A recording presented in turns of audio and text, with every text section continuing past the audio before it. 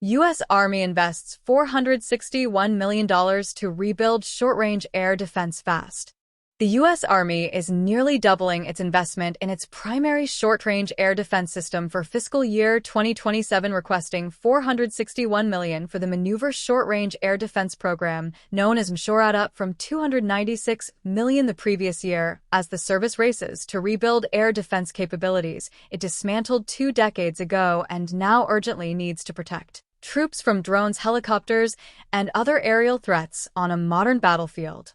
Breaking Defense first reported the budget figures, which reveal an Army treating short-range air defense not as a niche capability, but as one of its most pressing modernization priorities. The story of why the Army needs to spend this much money starts with a decision made in the early 2000s that looked reasonable at the time and turned out to be catastrophically wrong after the Cold War ended, and the United States spent a decade fighting counterinsurgency campaigns in Iraq and Afghanistan where enemy air threats were essentially non-existent. The Army divested most of its short-range air defense units to free up personnel for missions considered more immediately relevant by the mid-2000s. As the service had cut its short-range air defense capacity down to 2 active component battalions and a handful of National Guard units, betting that the threat environment did not justify maintaining a robust capability to shoot down aircraft and missiles over the heads of ground forces. The war in Ukraine, where both sides have fired thousands of drones of every size and type with devastating effect against armored vehicles, logistics convoys, and fixed positions, demonstrated exactly how wrong that bet was. The system mounts on a modified Stryker armored vehicle, the 8-wheeled armored personnel carrier that forms the backbone of several Army brigade combat teams, giving air defense capability organic mobility. With the ground forces it protects rather than requiring separate slower-moving air defense units to keep pace. The base version, formally designated the SGT Stout in honor of Medal of Honor recipient SGT Mitchell Stout, killed in Vietnam, carries a combination of weapons that addresses threats across different ranges and flight profiles. FIM-92 Stinger surface-war missiles with a range of approximately 48 kilometers, 3 miles. AGM-114L Longbow Hellfire missiles, originally designed for anti-armor work, but adaptable to air targets. An XM-9 14-30mm automatic cannon for close-range engagements, and an M240 762mm machine gun. That layered armament reflects the diversity of the threat. No single weapon covers every scenario, so the system carries several.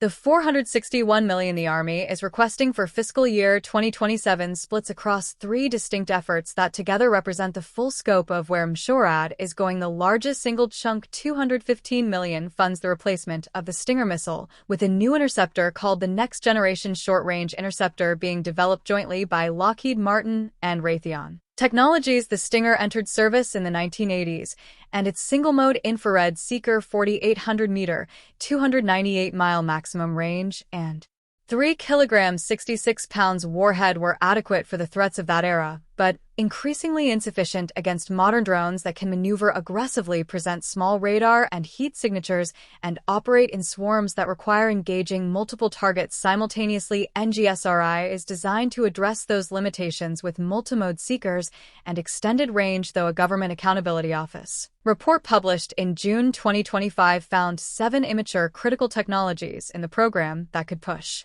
its 2028 production target to the right.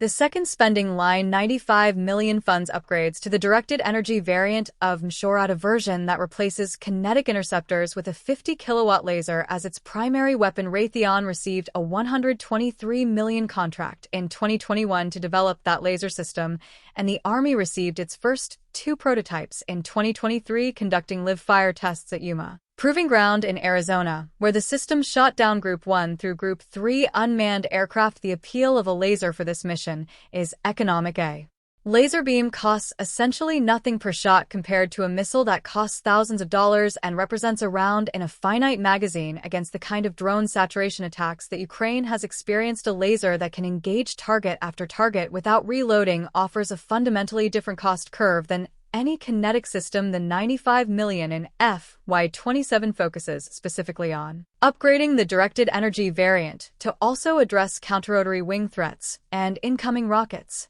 artillery, and mortars, expanding its mission set beyond drone engagement.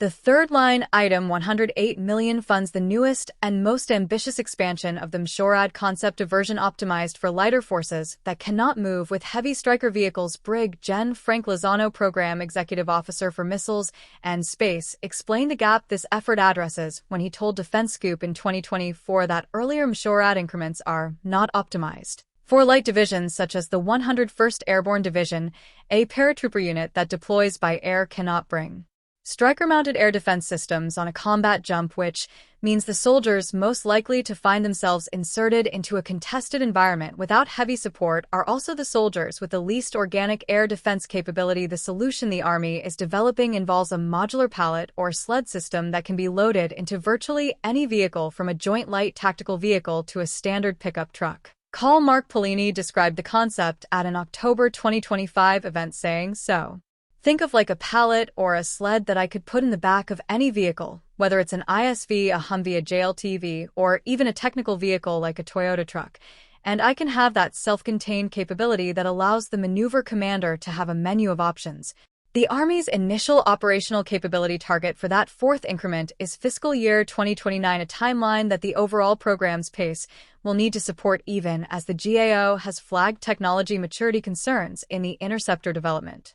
What the $461 million request makes visible is an Army that has fully internalized the lesson Ukraine has been teaching since 2022. Air defense is not a specialist function that can be stripped from ground forces and rebuilt on demand. It is an organic capability that must move with every unit, from the heaviest armored brigade to the lightest airborne formation, layered from directed energy at close range through kinetic interceptors at medium range, and capable of defeating threats from commercial quadcopters to attack helicopters. The Army spent 20 years learning that lesson the hard way. It is now spending the money to make sure it does not have to learn it again.